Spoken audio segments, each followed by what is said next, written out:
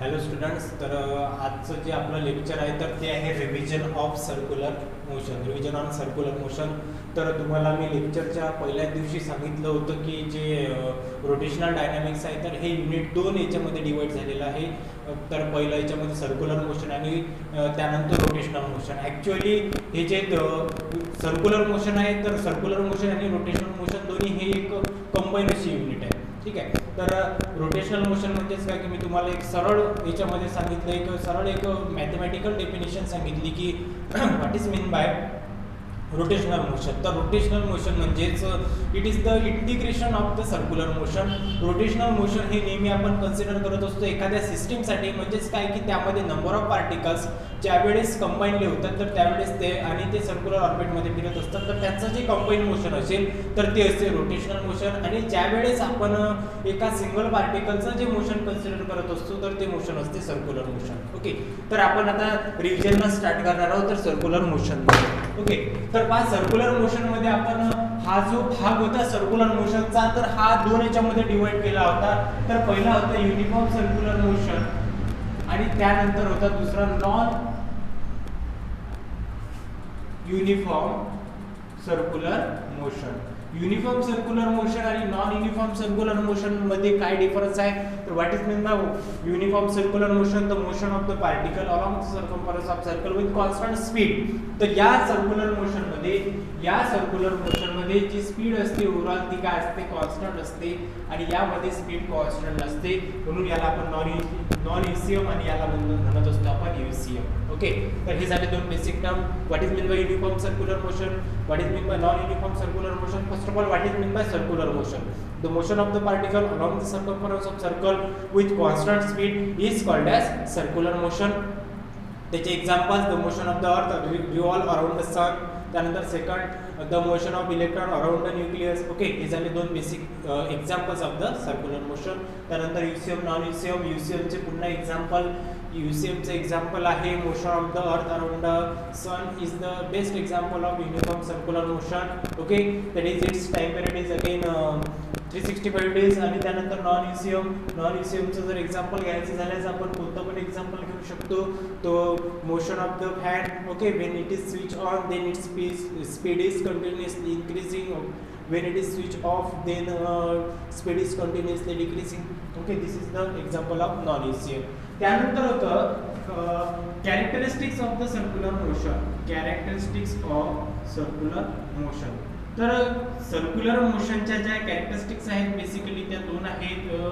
It is periodic motion, it is periodic motion. Periodic motion म्हणजेच काय की after equal interval of टाइमने हा जो पाथ याने पहिल्या रिव्हॉल्युशन मध्ये कव्हर केलेला असेल हाच पाथ तो पुन्हा काय करत असतो, कव्हर करत असतो, म्हणून याला आपण काय म्हणतो, periodic motion. The motion which repeat itself its path when after equal interval of time is called as periodic motion. Okay, त्यानंतर हे आहे ऍक्सलरेटेड मोशन.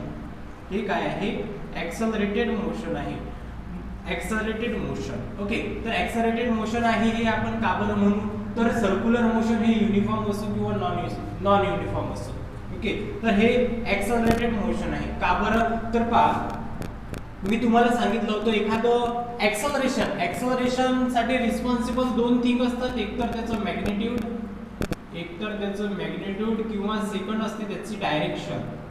जर एखादा ऑब्जेक्ट हा मोशन मध्ये असेल आणि त्याची जर मॅग्निट्यूड कंटिन्युअसली चेंज होत असेल तर त्यावेळेस आपण तो ऑब्जेक्ट ऍक्सलरेशन मध्ये आहे असं आपण म्हणू शकतो, किंवा त्याची डायरेक्शन ही कंटिन्युअसली चेंज होत असेल तर त्यावेळेस आपण असं म्हणू शकतो की तो ऑब्जेक्ट पुन्हा ऍक्सलरेशन परफॉर्म करून आला, म्हणजे त्या ऑब्जेक्टचं काहीतरी ऍक्सलरेशन आहे.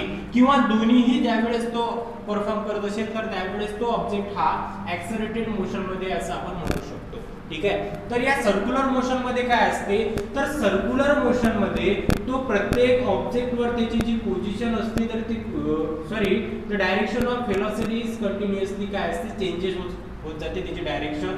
युनिफॉर्म सर्क्युलर मोशन मध्ये स्पीड कॉन्स्टंट असते बट त्याची direction of this linear velocities along the tangent is changes at every instant of time.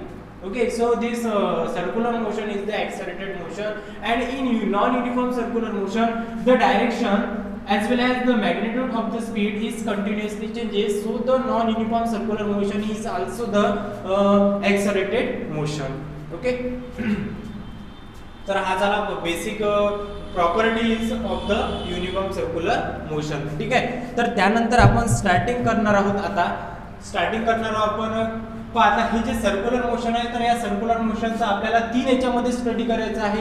पहिला स्टडी म्हणजे kinematics of the circular motion, second आहे dynamics of the circular motion आणि त्यानंतर आहे applications of the circular motion. तर ते पाहू आता आपण.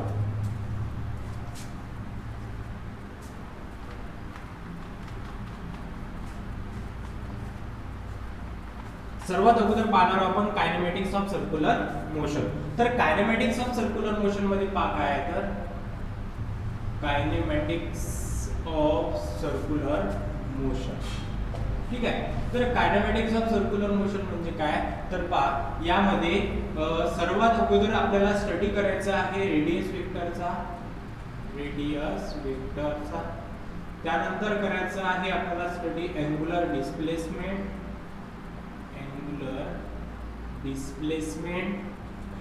त्यानंतर स्टडी करायचं आपल्याला अँगुलर व्हेलॉसिटी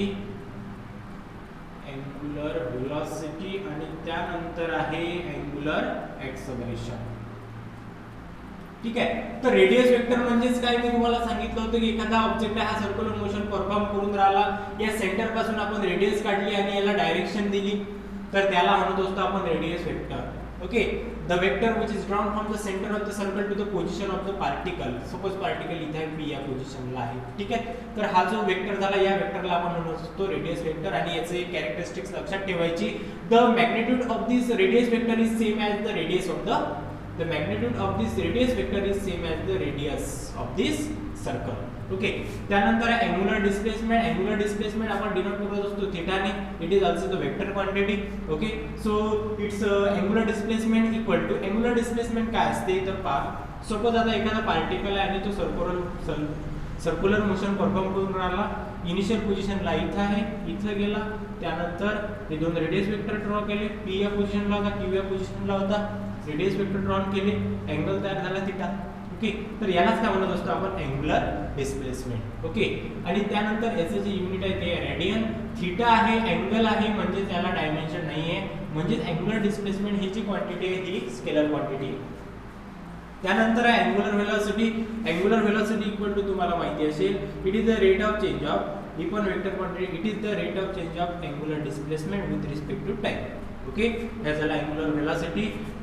याचं युनिट आहे रेडियन पर सेकंड आणि डायमेन्शन आहे t-1. ओके. त्यानंतर आहे angular acceleration. It is the rate of, it is denoted by alpha, theta omega alpha. Okay. So it's definition is, it is the rate of change of angular velocity with respect to time, and its unit is radian per second square, and its dimension is t⁻². Okay. As well as our basic kinematics of the circular motion. त्यानंतर पाहता, त्यानंतर आपण study केला होता relations. त्यानंतर आपण study केला होता relation between linear motion and angular motion. Linear आणि अँगुलर मोशन म्हणजे त्याला आपण सर्क्युलर मोशन होतो, तर त्याच्यासोबत आपण रिलेशन काय जोडले होते. तर त्यामध्ये सर्वात पहिलं होतं रिलेशन बिटवीन थीटा म्हणजेच linear angular displacement and yes म्हणजेच काय लिनियर डिस्प्लेसमेंट, यामधलं काय रिलेशन आहे. ठीक आहे. तर पहा आता यामध्ये काय रिलेशन आहे, तर यामध्ये आपल्याला एक बेसिक फॉर्म्युला माहिती आहे. सपोज पहा आता पार्टिकल आहे आणि पार्टिकल सर्क्युलर मोशन परफॉर्म करून राहिला. त्यानंतर इनिशियल पोझिशन पी या पोझिशनला होता, वेक्टर ड्रॉ केला. त्यानंतर क्यू या पोझिशनला एका स्मॉल टाइम टी मध्ये गेला, तो इथला अँगल तयार झाला थीटा. ओके. तर इथं तुम्हाला एक फॉर्म्युला माहिती आहे, हे जे डिस्प्लेसमेंट असेल हे लिनियर डिस्प्लेसमेंट आहे, स्मॉल आहे. कोणत्याही सर्कलवरचं एखादं जर स्मॉल डिस्प्लेसमेंट जर घेतला आपण तर हे असते लिनियर. ओके. आणि तुम्हाला एक फॉर्म्युला माहिती आहे बेसिक की थीटा इक्वल टू काय असते, arc upon radius. Hence theta R किती आहे, यस, आणि रेडियस किती आहे, R. Okay. So S equal to R into theta. Okay. हे जर वेक्टर फॉर्म मध्ये जर लिहायचं झालं तर कसं लिहू शकतो आपण, S equal to vector theta into vector R. Okay, this is the relation between linear displacement and angular displacement. Okay, त्यानंतर पहा आता सेकंड आणि हा त्याचा वेक्टर फॉर्म्युला. त्यानंतर पहा रिलेशन बिटवीन आता जसं लिनियर डिस्प्लेसमेंट तसंच linear displacement angular displacement. Linear velocity म्हणजेच काय वेक्टर v आणि अँगुलर वेलोसिटी काय वेक्टर ओमेगा. ओके, सो आपल्याला माहिती आहे आता हा formula.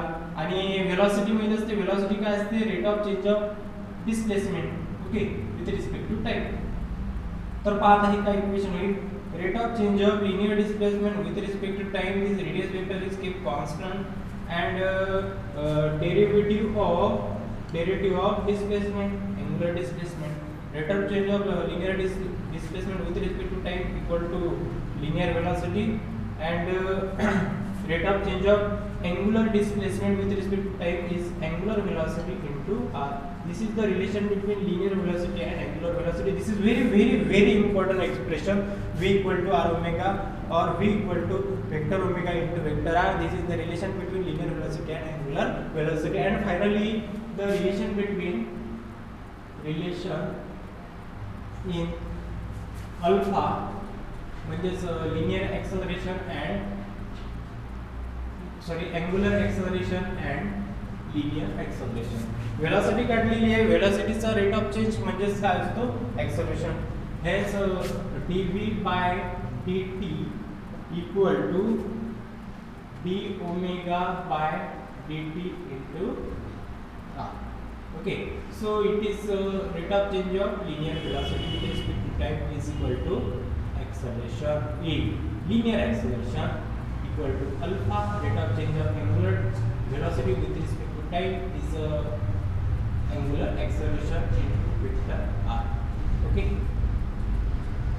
this is the very important expression for relation between linear acceleration and angular acceleration.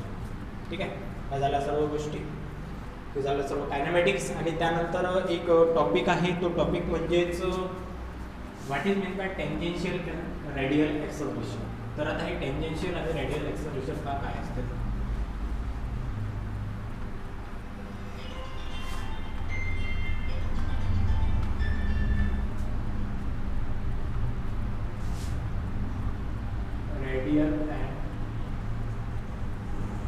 रेडियललाच आपण काय म्हणू शकतो centripetal acceleration. Radial and tangential acceleration.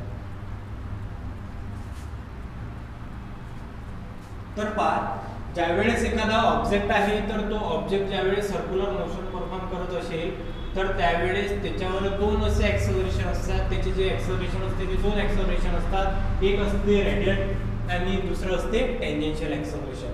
तर पहा, मी तुम्हाला ज्यावेळेस आता हे रेडियल आणि टेंजेन्शियल एक्सेलरेशन काय असते तर पहा, युनिफॉर्म सर्क्युलर मोशन मध्ये काय होते तर युनिफॉर्म सर्क्युलर मोशन मध्ये डायरेक्शन चेंज होत असते.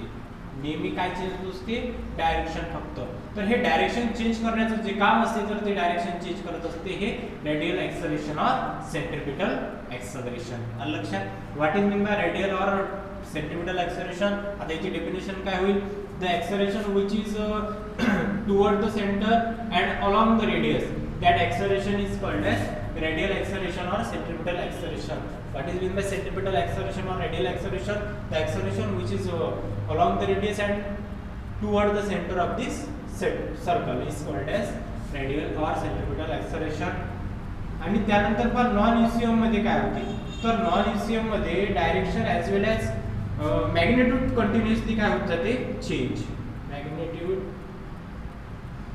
अँड डायरेक्शन कंटिन्युअसली काय होत जाते याच्यामध्ये चेंज होत जाते. तर यामध्ये जे मॅग्नेट्यूड चेंज करण्याचं जे काम असेल तर ते काम करत असते इथं हा टेंजेन्शियल एक्सेलरेशन. काय करत असते टेंजेन्शियल एक्सेलरेशन. ओके, म्हणजेच काय की पाहता ही स्पीड या इन्स्टंटवर ही आहे त्यानंतर ही आहे. ठीक आहे, म्हणजेच काय की इथं दोन एक्सेलरेशन आले, एक हे एक्सेलरेशन की ज्याला आपण सेंट्रिपिटल एक्सेलरेशन म्हणतो किंवा रेडियल एक्सेलरेशन म्हणतो आणि त्यानंतर हे एक्सेलरेशन आलं तर याला आपण म्हणत असतो टेंजेन्शियल एक्सेलरेशन. ठीक आहे, तर आता पहा यामध्ये आता हे दोन कॉम्पोनंट आहेत आणि हे दोन कॉम्पोनंट कसे आहेत परपेंडिक्युलर. ज्यावेळेस कोणते दोन वेक्टर कॉम्पोनंट हे परपेंडिक्युलर असतात तर त्यावेळेस त्यांचा रिझल्टंट हा अशा प्रकारे असतो. ठीक आहे. तर मग सर्क्युलर मोशन मध्ये जे रिझल्टंट असेल तर त्या रिझल्टंट हा जो रिझल्टंट ऍक्सलरेशनचा कॉम्पोनंट असेल तर तो या डायरेक्शनने असतो आणि तो कशा प्रकारे लिहू शकतो आपण तर पहा resultant equal to tangential acceleration plus radial acceleration अशा प्रकारे लिहित असतो. ओके. आणि एक गोष्ट लक्षात ठेवायची की युनिफॉर्म सर्क्युलर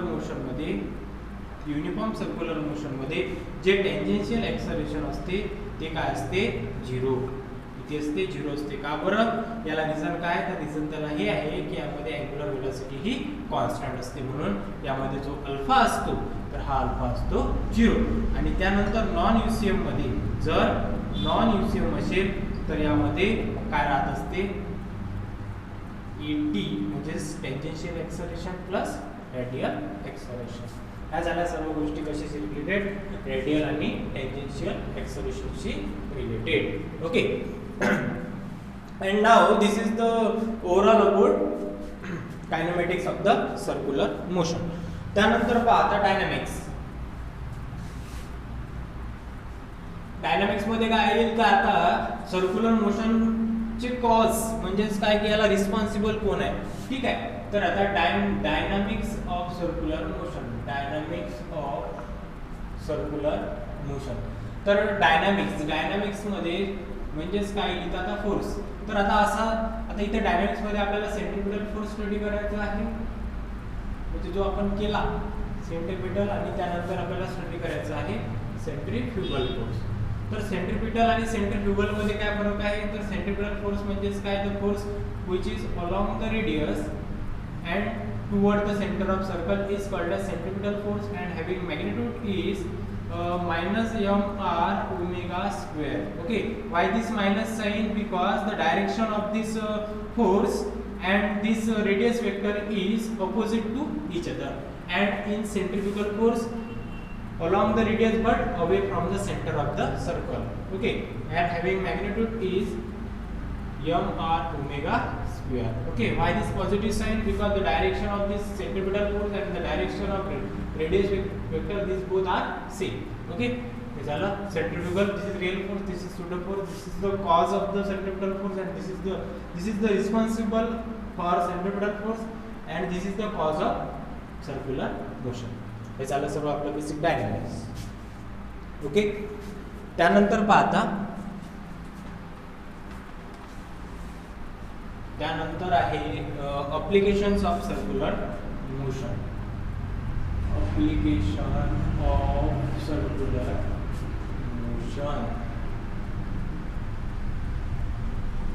तर ऍप्लिकेशन ऑफ सर्क्युलर मोशन मध्ये आपण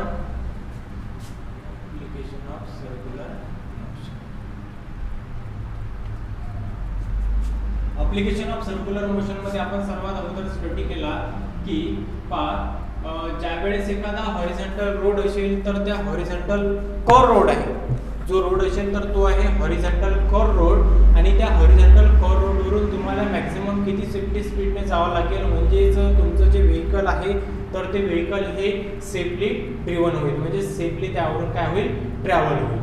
ठीक आहे. तर त्याच्यासाठी जे एक आपण एक फॉर्म्युला कॅल्क्युलेट केला होता तर तो फॉर्म्युला होता v = μ r g. Okay.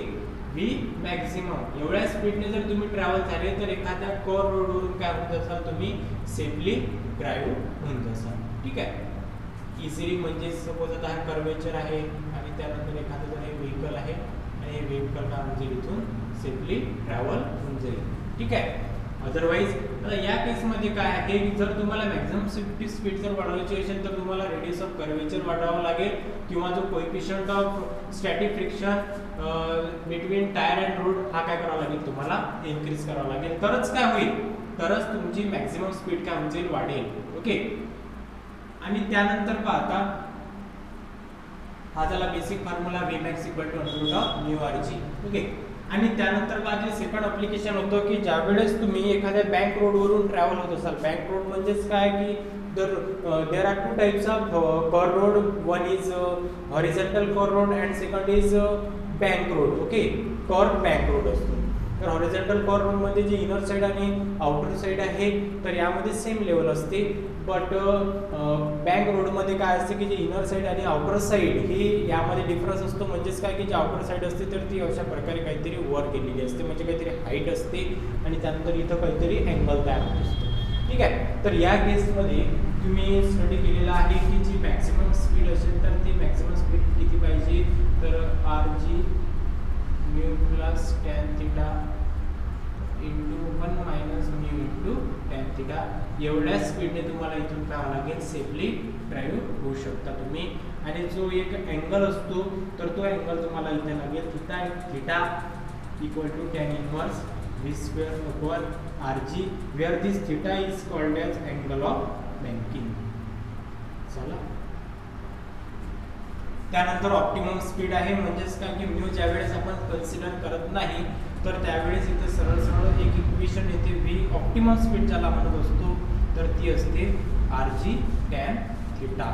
Okay, तर एवढ्याच मग म्हणजेच काय की इथं जो म्यू असतो, म्यू म्हणजेच काय कोएफिशियंट ऑफ स्टॅटिक फ्रिक्शन, म्हणजेच फ्रिक्शन हे नसेल कशामध्ये, टायर आणि रोडमध्ये, तर त्यावेळेस ऑप्टिमम स्पीड एवढी राहील. ठीक आहे, तर एक क्वेश्चन तुम्हाला अशा प्रकारे पण विचारला जाऊ शकतो, why the banking of road is necessary. का बरं हाईट वर करण्याची का बरं गरज आहे, म्हणजेच बँकिंग ऑफ रोडची नेसेसिटी काय आहे. तर तुम्ही पहिल्या फॉर्म्युल्यामध्ये पाहिलं की मॅक्झिमम स्पीड आहे ती आहे √μRG. ओके, म्हणजे म्यूवर टोटली डिपेंड आहे मॅक्सिमम. ओके, आणि रेडियस ऑफ कर्वेचरवर. तर तुम्ही जर समजा तुम्हाला जर त्याच रोडवरून मॅक्सिमम स्पीडने जर जायचं असेल तर तुम्हाला म्यू हा इन्क्रीज करावा लागेल, बरोबर आहे. तर अदरवाईज काय होत जाईल, म्यू जर तुम्ही वाढवला तर काय होईल, म्यू जर वाढवला म्हणजेच तुम्ही स्टॅटिक फ्रिक्शन इन्क्रीज करून राहिले, म्हणजेच तुम्ही जो एक खरबटलेपणा असतो त्या रोडचा आणि त्या टायरचा तो तुम्हाला वाढवावा लागेल. त्यामुळे काय होऊ शकतो, वेअर अँड टिअरची कंडिशन येऊ शकतो, बरोबर आहे. म्हणजेच तुम्हाला जर समजा 40 km/hच्या स्पीडने जर ती झाली त्याची सेफ्टी स्पीड, ती जर तुम्हाला त्याच्यापेक्षा जर वाढवायची असेल तर तुम्हाला म्यू हा वाढवावा लागेल. म्हणजेच काय की जे एक फ्रिक्शन असेल ते वाढवावं लागेल. पण फ्रिक्शन वाढवल्यामुळे काय होऊ शकते, फ्रिक्शन वाढवल्यामुळे वेअर अँड टिअरची कंडिशन येऊ शकते, म्हणजे तुमच्या टायरला धोका पोहोचू शकतो. पण जर समजा तुम्हाला आता 50 km/hच्या त्याच रोडने त्याच कर्वेचरवरून जर ट्रॅव्हल व्हायचं आहे तर तुम्हाला त्याच्यावर सोल्युशन म्हणजेच काय, तर सोल्युशन म्हणजे हे बँकिंग ऑफ रोड. तर बँकिंग ऑफ रोडमुळे काय होऊन जाते की जी सेफ्टी स्पीड आहे तर ती काय होऊन जाते, इन्क्रीज होऊन जाते, म्हणजेच तुम्ही जास्त स्पीडने त्यावरून ट्रॅव्हल होऊ शकता. हे झाले basic important applications of circular motion. ठीक आहे, तर त्यानंतर आलो होतो आपण नॉन युसीएम मध्ये. तर नॉन युसीएम मध्ये आपण काय पाहिलं होतं, नॉन युसीएम मध्ये आपण पाहिलं होतं सरळ सरळ आहे व्हर्टिकल सर्क्युलर मोशन, ज्याला आपण व्हीसीएम म्हणतो. What is meant by VCM? The motion of a particle along the circumference of circle in vertical plane. Okay, under the influence of gravitational field. That type of circular motion is called as vertical circular motion. ठीक आहे, आणि यामध्ये आपण important topic discuss केले होते ते म्हणजे पहा, सपोज एखादी मी दोरी घेतली आणि त्याला दगड बांधला आणि मी या प्लेनमध्ये त्याला असं फिरवून राहिलो. ठीक आहे, या प्रकारे असं जसं आपला आकाशी पांडला फिरत असतो तर त्या प्रकारे असं फिरून राहिलो. ठीक आहे, तर त्यावेळेस त्यामध्ये दोरीमध्ये टेन्शन किती राहील आणि त्याची प्रत्येक इन्स्टंटवर लिनियर व्हेलॉसिटी किती राहील, तर त्याचे आपण दोन एक्सप्रेशन पाहिले होते. तर त्यावेळेस आपल्याला मिळालं होतं tension at highest point equal to always 0.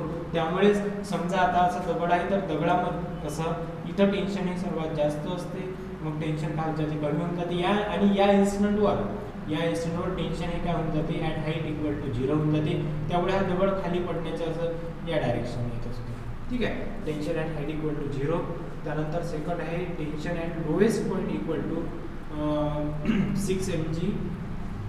आणि त्यानंतर टेन्शन ॲट मिडवे पोझिशनला असते 3 mg. ठीक आहे, तर अशा प्रकारे लोएस्ट पॉईंटपासून तर हायेस्ट पॉईंटपर्यंत जी टेन्शन असते तर ते 0 होत जाते. ठीक आहे, आणि मॅक्झिमम असते लोएस्ट पॉईंटला. त्यानंतर आहे सेकंड लिनियर व्हेलॉसिटी ॲट, पुन्हा आता याची जी linear velocity at highest point ती असते फक्त √RG. त्यानंतर linear velocity at lowest point ती असते 5RG, √5RG. आणि त्यानंतर पुन्हा या मिडवे पॉईंटला असते 3RG. ओके, तर हे झालं, this is all about the vertical circular motion. आणि याच्याशी रिलेटेड याच फॉर्म्युलांशी रिलेटेड तुम्हाला जनरली नीट किंवा CET मध्ये जे MCQ असतात ते विचारले जातात. ठीक आहे. Now this is overall important revision of the circular motion. हे झालं सर्क्युलर मोशनचं सर्वात इम्पॉर्टंट रिव्हिजन. कोणत्याही एक्झाममध्ये या टॉपिकशिवाय कोणताच क्वेश्चन येत नाही. Okay, thank you.